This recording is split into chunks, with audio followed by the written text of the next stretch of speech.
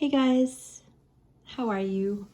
So if you're new to my channel, I'm doing something a little different. Welcome back, all of you who are used to my channels.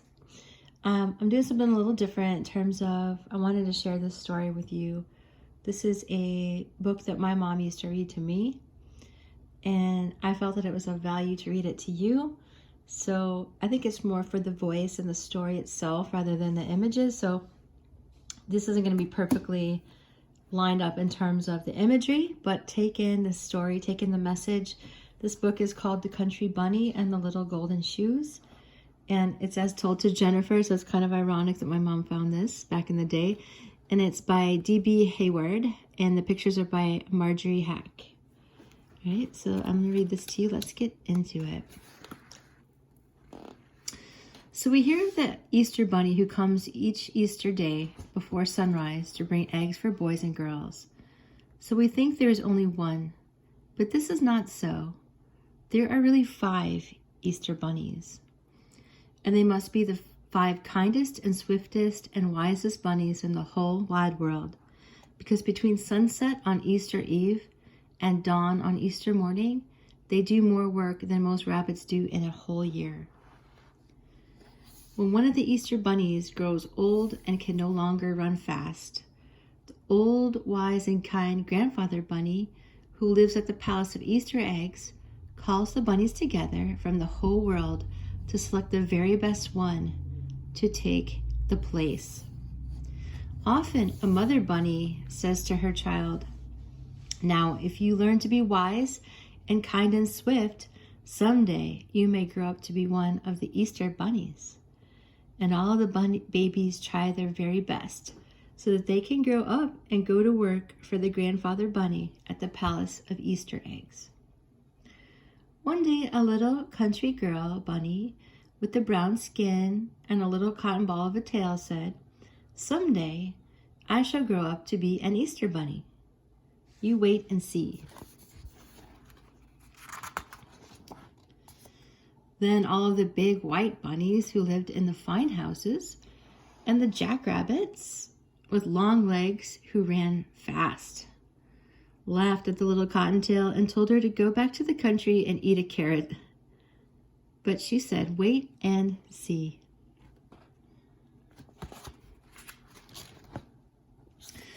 The little girl Cottontail grew up to be a young lady Cottontail. And by she had a husband, and then one day, much to her surprise, there were 21 Cottontail babies to take care of. Then the big rabbits and the jacks with long legs laughed and laughed, and they said, "What did we tell you? Only a country rabbit would go and have all those babies. Now take care of them and leave Easter eggs to big, great men bunnies like us." And they went away liking themselves very much. Cottontail stopped thinking about hopping over the world with lovely eggs for little boys and girls, and she took care of her babies. And one day, when her children stopped being babies and were little girl and boy bunnies, she called them to her and said, "Now we are going to have some fun." Then 2 of them she gave little brooms and showed them how to sweep out the cottage, and 2 she taught how to make beds. 2 more went with her to the kitchen, and in no time at all had found out how to cook a good dinner. And with these went the 2 little dishwashers, and they made the glasses shine like crystal. 2 had little wash tubs full of soap suds, and they washed all the linen. 2 did the sewing and the mending. 2 had sweet voices, and they were taught to sing, and 2 more to dance, and these amused all the others while they worked, so that they were gay and happy. 2 others were soon digging in the garden. 2 she gave paints and crayons so that they could make pretty pictures for the walls.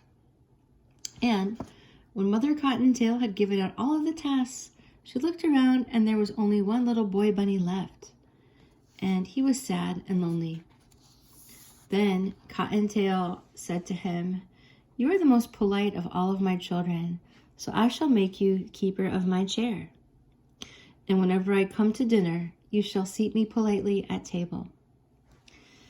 Then one day, when the little rabbits were half grown up, she heard a great talk among the wood rabbits. And when she asked about it, what was it about? They said, "Haven't you heard?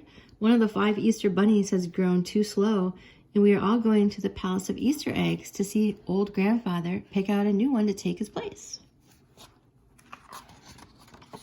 So she called her little cottontails, and they all set off to the palace to see the fun.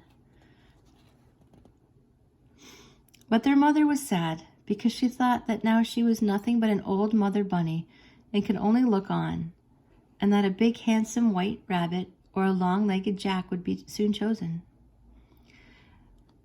When they came to the Palace of Easter Eggs, there were bunnies everywhere on the great lawn. And the ones that hoped to be the Easter bunny stood together, and all the others looked at them and clapped their paws.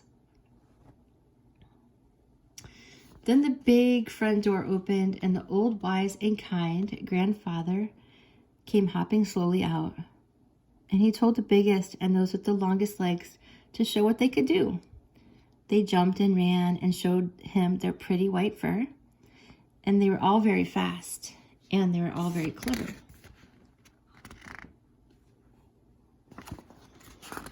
But still, he did not pick one. And he said to them, "You are pretty and you are fast, but you have not shown me that you are either kind or wise." Then his kind old eyes looked everywhere, and at last they rested on little Cottontail, mother, where she stood with her children around her. And he called her to come right up to the palace steps. So she took her 21 children and went up and stood before him. And when he spoke, his voice was so kind that she was not frightened at all. And he said, "What a large family you have, my dear. I suppose they take all of your time." But she said, "When they were babies, that was so. But now that they are well trained, they do most of the work for me." "Ah," he said, smiling, "you must be very wise to train so many children so well. But tell me, do they always look so happy, and do they always hold their ears up so prettily?" "Indeed they do," she said. "We never have a tear or a crossword in our little country cottage. And if I do say so myself, they do carry their ears better than most bunnies." Then he said, "Cat is eating my ear." Then he said, patting the nearest bunny on the head, "You must be very kind indeed to have such a happy home. It is too bad that you have had no time to run and grow swift, as I then may have made you my 5th Easter bunny." At that, Mother Cottontail started to laugh. Then she whispered to the little bunnies, and every rabbit on the lawn looked to see, At that, Mother Cottontail started to laugh. Then she whispered to the little bunnies, and every rabbit on the lawn looked to see what would happen. And the old grandfather leaned forward to watch. Suddenly, all of her 21 children raced away, and Cottontail dashed after them.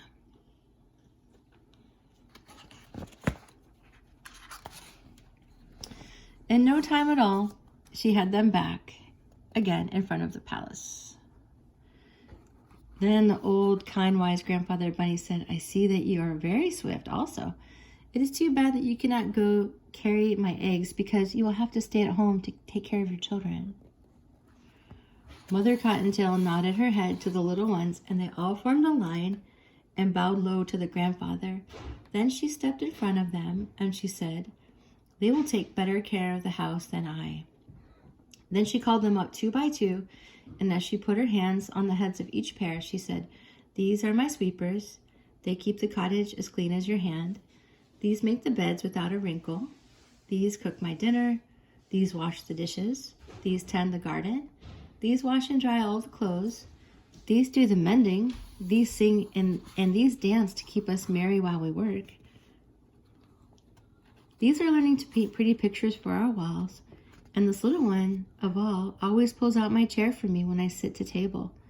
So you see, I can leave them to take care of the house until I come home." Then the old, kind, wise grandfather said, "You have proved yourself to not only be wise, and kind and swift, but also very clever. Come to the palace tomorrow afternoon, so that is Easter Eve, and you shall be my 5th Easter bunny." The next evening, Cottontail knocked on the big front door and was admitted into the palace. There she stood in her funny country clothes, but not one of the other 4 Easter bunnies laughed, for they were wise and kind, and they knew better.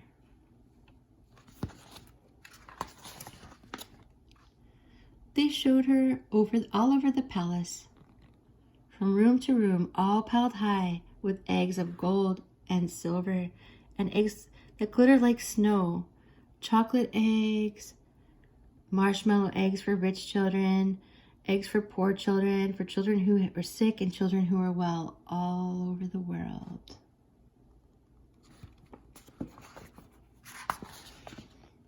Then, as soon as it was dark enough for the children to be asleep all over the world, the old, wise, kind grandfather gave the word, and the 5 bunnies set out to work as fast as they could.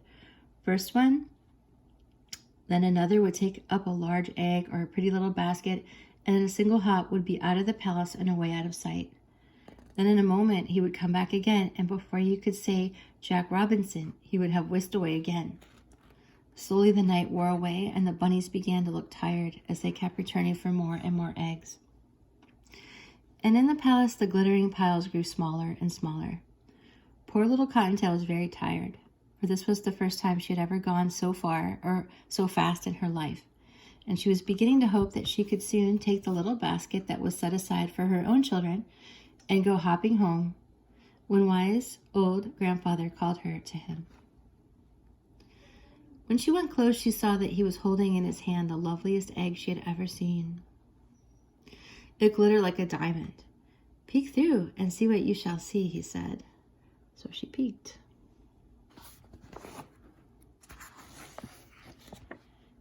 Through the little hole in one end, she saw a beautiful scene with a sleigh and a lake with people skating on the ice. And he said, "Because you have such a loving heart for children, I'm going to give you the best but the hardest trip of all. For far off, over 2 rivers and 3 mountains, there is a great mountain peak. And in a little cottage on that peak is a little boy who has been ill for a whole year, and who has been so brave that never once has he cried or complained. The mountain is so high that there is ice on the top, and it will be hard to climb. But if you get there, you will give more happiness than any other Easter bunny." Cottontail picked up the egg very gently and went hopping away on her journey. She crossed the first river and then the second. She went over the first mountain and then another mountain, and yet another, until at last she reached the highest mountain of all.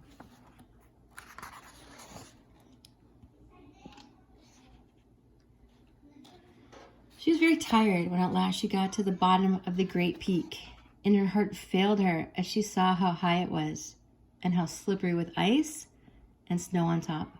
But holding the egg very carefully, she started hopping up. At last she reached the ice and snow, and now she was almost to the top, and she could see a little cottage all covered with snow there where the little boy was sleeping. Then a terrible thing happened.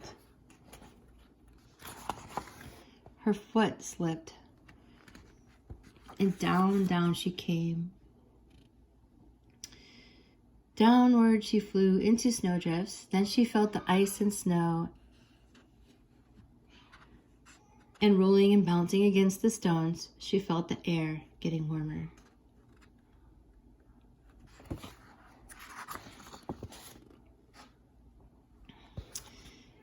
Down she went, and she crashed through a thicket of budding laurel, rolled across a pasture, and finally struck against the trunk of a great apple tree that was just getting ready to bloom for Easter. And there she lay, with the egg still safely clutched in her paw, but with a great pain in her leg. She tried to rise again, because she saw a lovely pink light in the sky, and she knew that in a few minutes more it would be day, and the little boy would be sad if she didn't get the egg to him. but the pain was so bad she fell down. Then she felt something touch her shoulder, and she looked up, and there, right before her, way off there in the distant land, was kind Grandfather Bunny. And he smiled at her, and he said, "You are not only wise and kind and swift, but you are also the bravest of all bunnies, and I shall make you my very own gold shoe Easter Bunny." And he reached over, and she saw for the first time that he was holding a tiny pair of gold shoes in his hand. And she bent down, and he bent down and put them on her feet. Suddenly, all the pain left her leg, and she stood up and picked up the precious egg. Then before she knew what was happening, she felt a sudden motion, and she found herself flying high in the air. Over the pasture she flew, over the laurel, over the stones, until at last, when she landed, she looked back and she saw that one single jump had carried her halfway up the mountain. Then she jumped once again, and there she was at the cottage door. Quickly she squeezed through the tiny crack that had been left open just in case the bunny did come all that way. And in the hand of the beautiful sleeping boy, she placed the egg.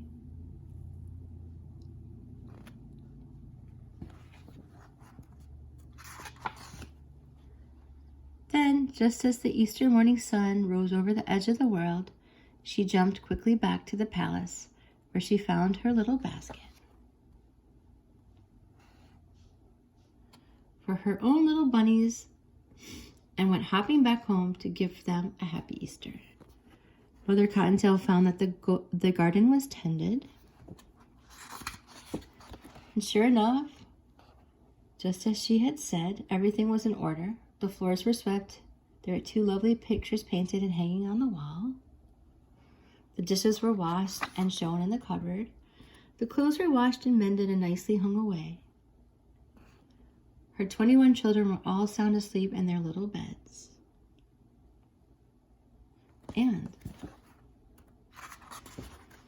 the little house of Mother Cottontail can always be told now from the homes of all other bunnies, because in a special place, high on the wall, on a very little special hook, hangs a pair of very tiny golden shoes. Happy Easter, guys. Lots of love.